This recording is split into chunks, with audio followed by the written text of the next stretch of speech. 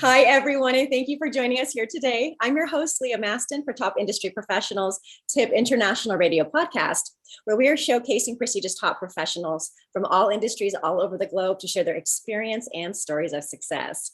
My amazing co-host is here with me, and we are so honored to have her as a host of the show. Originally from Namibia, she was crowned Miss Universe in 1992. Please welcome Michelle McLean. Hi, Leah. Thanks for the lovely introduction. And Hello. wow, we are heading towards this great new festive season. Donna, sorry that you couldn't join us at the gala event. It was truly phenomenal. We had so much fun, but we are so grateful to have you here today. And I just want to tell our listeners a little bit more about you. You know, you are all the way from New Zealand. You got up bright and early this morning to be with us. So thank you for that. Yes. You are the Health and Safety Manager and Consultant for Calder Developments Limited and owner and operator of Mustang Cafe and Bakery. We want to hear more about that. You'll be honored at the IAOTP's annual awards gala for your selection as Top Health and Safety Manager and Consultant of the Year. So everyone, please welcome Donna Ridings. Donna, thanks for joining us. Hope you have your coffee ready. Yeah. I do, thanks. Hi, Leah, Michelle, and thanks for having me. It is correct. I've been a jack of all trades, master of none. No, seriously. I tried my hands at many jobs out there in the industry, and I fell upon health and safety, and I found that to be my niche. But my journey into health and safety didn't actually begin in health and safety.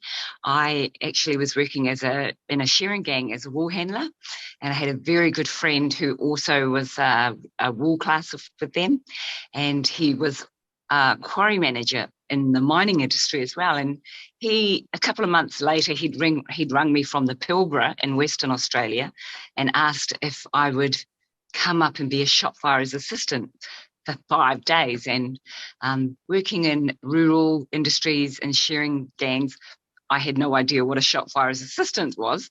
So I said, what does that entail? And he said, there'll be hard yards, and, I'll have to lift buckets of aggregate up and down hills and load holes with dynamite and blow sides of mountains up. And I thought, wow, that sounds really great fun. I'm going to do it. So off I go for 5 days. And the company that he was working for decided that they wanted to keep me. So they sent me back to Perth to get some more clothes. They brought me back again. I loved the job so much. I went and became certified as a shop fire myself, and I did that for 2 years. But working in a mine site, you see so many other opportunities for so many other jobs, and I slowly got bored with being a shop fire. So I decided to try my hands at other things, and I worked in operated heavy equipment like diggers and loaders and skidders. And one day I was in a role, and our then health and safety person, lovely guy, but very, very lazy, was always asleep with his feet up on his dashboard. I said to him one day, I could do a better job than you. He said, put your money where your mouth is. So I did. And I became certified as health and safety. And I loved it. I loved it so much. And it was really easy for me to be able to slip into a job of health and safety in a predominantly man's world, in the mining industry, which was many years ago. And because I already had the rapport of the guys on site, and the rest, they say, is history. Yep. You really are a jack of all trades. I couldn't imagine working in the mining industry. It's incredible. Yeah. So when you started that has been your career for many years. And recently with the COVID pandemic, you pivoted and you reinvented yourself. How did that come about? I mean, that takes a lot of guts. I don't know, because I still do both. I don't know if I've really reinvented myself, but I've always been a baker, and I love cooking, and I absolutely love making bread, and I love making cakes. And it just so happened that the day that I actually fell upon Mustang Cafe, I had my work vehicle and I was taking it to be serviced at our local garage. And I was with the HR lady at the same time, and she was actually there to pick me up to take me back to the office. But the mechanic said, I'll only be half an hour. So I thought, oh, well, we might as well go and have lunch. So on one side of the road is where the mechanic's shop is. He's got my vehicle in it. So I said, let's go for lunch. As we were walking towards a cafe, there's another garage just across from where my truck was. And inside that garage is a cafe. And I said to the HR lady, I said, let's go in there. I've never been in there to have anything. So, because most times it's like a truck stop or and most people don't go in there if you're going to really want to go to a cafe. So I sort of, we stumbled in there, and it was called the Curious Cafe, tiny little place, and it was empty. And I said to her, I've never seen anyone in here. But as we walked in, it was the most beautiful little spot. It was quaint, it was lovely. And I said that to her as we sat down with our pies at the table. And the then owner, she'd heard me say that, and she said, it's for sale. And she said, but someone is looking at it, and if you don't mind, can I give you a call if the sale falls through? And I said, of course. Well, the next day she rang me, she said, would you like to have a look at it? So a week later, we closed the deal. 3 weeks later, it's mine. And I changed the name from Curious Cafe to Mustang. And it's a play on words, really, for Mustang, because I have a 2020 fastback Mustang, and it's actually must-hang, H-A-N-G, cafe and bakery. Yeah. So, and now I've sort of turning it into an American 50s influence diner. Oh, fun. So, yeah. Well, I have to say, I have a Mustang, and I love my Mustangs. 2011, and I'm not giving it up. So fun. Yeah. Back to your baking. I want to know what your you love baking cakes. What's your specialty? Oh, all right. I actually love baking customized cakes, for clients. So I can, for Halloween, I do skull cakes and mummy cakes with worms coming out of their eyes and all the gross things. How fun. They're my favorite. But I just love doing baking and bread. I absolutely love baking bread. So yeah. So this is where. So in this cafe, it's quite a big cafe. So it's, if you can imagine, a petrol station having the forecourt, which is exactly what we've got. The shop side of it. Yeah. So one half is American 50s influence diner, and the other half is the bakery. How wonderful. Yeah. Now, you just have such a wealth of experience. What would be some advice you would give to someone starting out in your field with either the cafe or your experience with mining? I think for young ones or anyone that wants to start out in the world of anything, really, my advice would be to listen to your audience. Never take any situation for granted. Be upfront, honest, and reliable. So for that, I'm talking in health and safety, to be upfront. When you've got your staff or personnel or clients, that they really understand what you're trying to get through to them as staff members are working on a mine site or construction site. Honest, to make sure that you're telling them everything that is to be correct. You're not just making up a story just so that you think that's something they want to hear. And reliable, being able to, if they ask a question and you don't know the answer, then make sure that you say to them that you will find out. And when you do find out, make sure that you tell them. And most of all is communication. So that, I believe, is very important in any job, for both you, your staff, your personnel, your clients. Communication is the big thing. Wow, that is an amazing amount of advice, and so true to being successful in business, and talking about success in your illustrious career. So you won numerous awards, honors, and you were featured in magazines.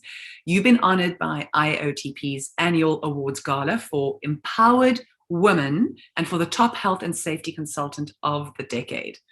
That is an amazing achievement. You will appear on the famous Reuters billboard in Times Square. Let me tell you, that is an experience to behold. It is so fun. And you graced the front cover of Tip magazine. So congratulations to you, Donna. Wow. It's so impressive and so well deserving. Now, with all these accolades, what do you feel is like your biggest achievement ever that for you stands out? Oh my goodness. There have been many memorable moments, but this has to top it all. I'm very humbled and honoured to receive such accolades. There's so many in my industry of health and safety. There's so many deserving people out there, and it just feels surreal. I am so honoured, and I don't know where to even begin, really. But since you've put me on the spot, I guess you don't have to choose just one. It could be one or two or three. Yeah, I guess every day that I can make a difference in someone's life, and keep them safe. Let them understand that, there's a family at home waiting who loves them and needs them to come home. Every day that I'm able to do that is, that brings joy to my heart. And I know I'm doing something right, especially when I know that there's been no incidents, there's been no injuries, everybody's happy, everybody's looking forward to coming back to work the next day. They are the most memorable times in health and safety for me. That's beautiful. It's such an important role you play too. Gosh, you seem to be very, very busy, but when you're not working, what other hobbies do you have? What do you like to do for fun, or what would you like to accomplish in the next 5 years? Oh, wow. Well, believe it or not, as much as my working life is very hectic, I still try to make sure that I still find time for other things to do. That's important to me. So I have 4 beautiful kids, all adults now. I have 11 equally beautiful grandchildren. 11! Oh my gosh. Oh my gosh. 11 equally beautifully, and aren't I a good nana for saying equally? Yes. I have 2 Tibetan Mastiffs. So between all of them, they keep me sane. They keep me very happy. They fill me with love, and they keep my wallet very empty. Well, there's just space for more, right? The more we give, the more that comes back. That's how it's supposed to work. Yeah. As far as what I want to try and achieve, every day, it's just being able to wake up every day, and especially in this crazy world. I just want, I just live each day as it comes. Yeah. I love that philosophy. So beautiful. So we were just going to ask you, where would you see yourself in say 5 years' time? What else would you like to achieve? in 5 years' time, I'd still like to be working. I think I've always been a workaholic. I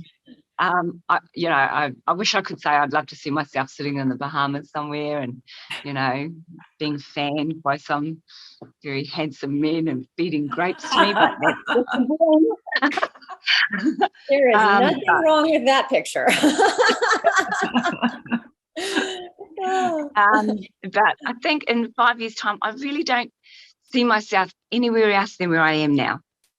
I love what I'm doing.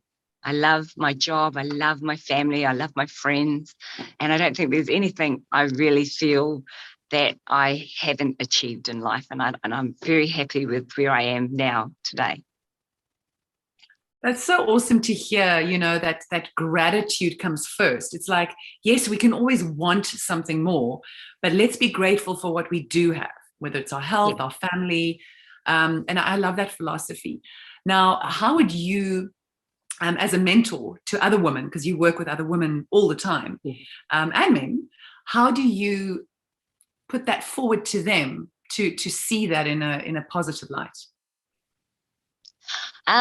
Normally, being a mentor and with other women or men, but if we're talking about women, especially the young girls when they're first starting out, it's just really taking them under your wing and making sure that when you're guiding them, that they're, because at the end of the day, I can show them and teach them the way I do things, but it's going to be the way they do things. I think it's just for me, is just being able to guide them on that path. The rest is really up to them. And usually when I have taken people under my wing to go into health and safety, I can see that they'll do things a lot different than I do. And I don't really jump in and say, no, it's not that way, it's my way or it's a highway. It's never that at all. It's every person is totally different at how they deal with things. Sometimes it's right, sometimes it's wrong, but who are we to say what's right and wrong when it's somebody else's way? So long as they're not pushing health and safety or pushing their way onto the people that they're trying to look after. It's really, like I said, when you ask me what are the five or what are the my advice for anybody, is just really being able to listen to your audience, listen to what they're doing, listen to how they're doing things. It's just keeping them under your wing, but not actually telling them it's this way. This is the way you have to do it. Everyone's got their own way. I'm so curious, with COVID, how did that affect your role in health and safety, and how did you have to adapt to navigate that? Oh, yes, COVID. Well, I guess everyone all over the world, we all had to adapt one way or another. We all had to try and do something. Working health and safety, though, it's sort of up the ante, out there in the field, because you working in construction or building, you can't really keep those 2 meter, 3 meter distance when you've got hundreds of guys trying to do a build. It was more just we had a job to do out there. They had a job to do out there, but we also had to keep everyone safe and abide by what our government was ruling, saying. It really wasn't hard as far as trying to put processes out there, because we already, in health and safety, you already have processes for the guys and procedures about safety. This time we just had to just up the ante a little bit more. The wearing of the mask, it was really not really that big a deal, because if you can imagine, you're out in the open and you've got guys out there, they're still able to be a cluster of a team. And when I presume it's the same over in where you guys are, that if you've got a bunch of guys working in one team, that's actually their bubble. So they don't really have to wear, wear masks and have to segregate from their own bubble. It's all really about a matter of risk assessing what you've got there on site and able to help the guys. And that's where it all comes down to, because you don't want to be trying to reinvent the wheel when the guys are already know what their job is. It's just able to assess the risk where the guys are working. And if you've got a bunch of guys that are working in this area as electricians, that's their bubble. You've got guys over here working as plumbers, that's their bubble, concrete mixers, etc., etc. So I don't think it's really that hard. I just think the most annoying part for many of us here is the is what's happening out in the rest of the world. As far as construction and mining go, before COVID hit, you still had to sign in. You still had to, you still have to wear masks if you're using any power tool that's generating dust, or there's asbestos or anything. So it really isn't that big a deal in the mining or construction industry. It's everywhere else. It's our everyday life situation that has made everything that is different. 5 years ago, we never had to wear masks or sign in to go into a cafe or show them a vaccine card or whatever. It's that everyday life that's really changed more so, not really in the mining or construction. I want to just digress a little bit, and I want to ask you, just from a woman's perspective, you have a woman president, right? Prime Minister. Yes, we do. Okay. And she was one of the first presidents, leaders of a country to shut down as soon as they heard about COVID. I think that she's being, seen as one of the most forward-thinking presidents in the world. How does that relate, do you think, to the young women in your country? Do you think that is something that maybe many other countries are missing out on, is someone as strong as that as a woman leader? I'm not really sure if many countries are missing out because of that. I think it's really just, as you say, whether you're female or male, as a leader of a country, it's really how you how am I going to say this?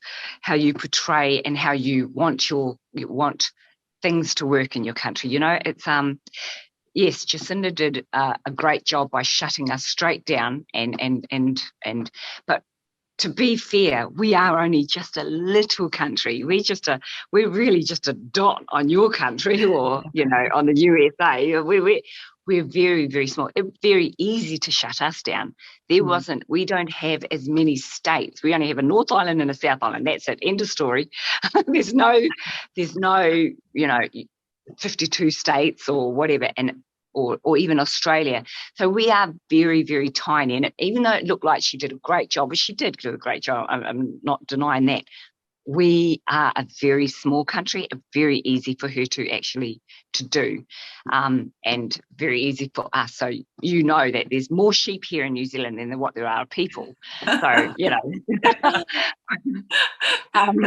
is a joke around the world, but it is true. But it's very, very true. And yeah, so it wasn't I don't think it was very hard for her to do in the first place. But for the rest of us, New Zealand, we were all grateful that she did do that. But now you all seem to be ahead of us. So we're still, and that's where things have sort of gone a bit funny here in New Zealand. We should have been she shut us down right at the start just to prevent, COVID coming in. But of course, it was always going to get in one way or another, as it has everywhere around the world.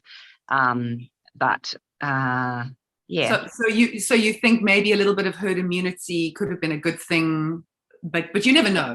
Everyone makes decisions as leaders of their country for a very good reason. I also come from a very small country, Namibia, 2.5 million people. So they make the best decisions they can. How many people in Namibia? 2.5 million people. 2.5. Oh, okay. Yeah. Yeah. So, but you're right. Whether it doesn't matter what leader it is. someone has to take that decision, and it's really a hard one.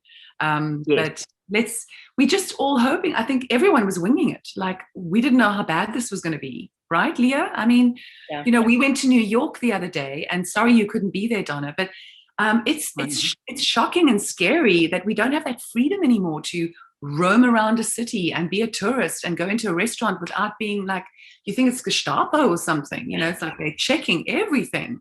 Your blood type, you're this, you're that. I was just like, whoa. Yeah. Sometimes I think we've as in the world, we've just gone. I think people have lost sight of what really is happening out there. I mean, I find over here, especially working in health and safety, I really, I think there's so much more we could do without the scary effects that's happening around the world. It's here now, and that's it. It's here to stay. And I think instead of hiding from it, we should be trying to learn to live with it,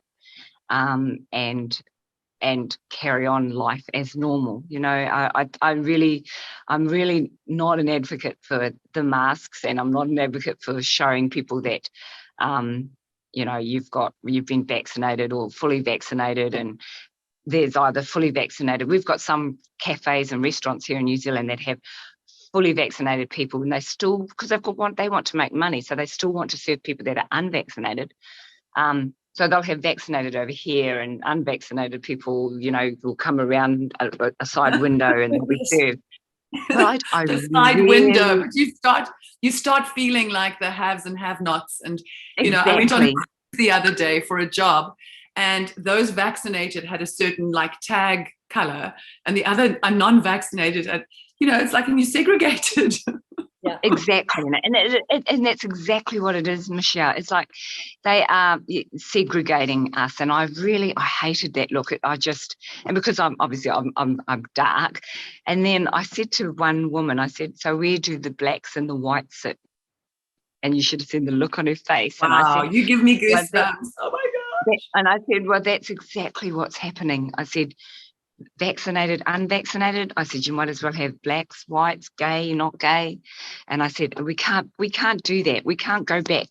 We can't go backwards in our world like this again. I said, it's COVID and it's here. Let's try and figure out how we live with it.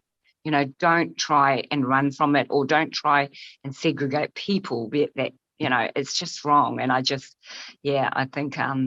I think the world just needs to just step up, everybody, and just speak up and say, this has got to stop. We've got to get back to some sort of normal now. This isn't normal, walking around wearing masks and showing cards. That's definitely not normal. I remember. Totally with you. Mm. Yes. And I remember when AIDS hit the world. I know you'd remember as well. Wasn't that long ago. But when AIDS and when AIDS came out into the world and people were getting AIDS, I don't know how to say this without not being rude. People didn't stop making love because AIDS was here. Strangers still pick up strangers in hotels and pubs. They don't go and say, "Oh, have you got a vaccine card or a card to say that you don't have AIDS?"